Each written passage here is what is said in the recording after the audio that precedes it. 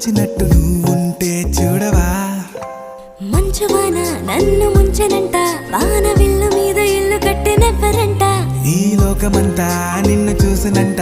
ఏ దిష్టి నిన్ను తాకకుండా ఇంటిలోన దాచుకుంటా రంగు రంగు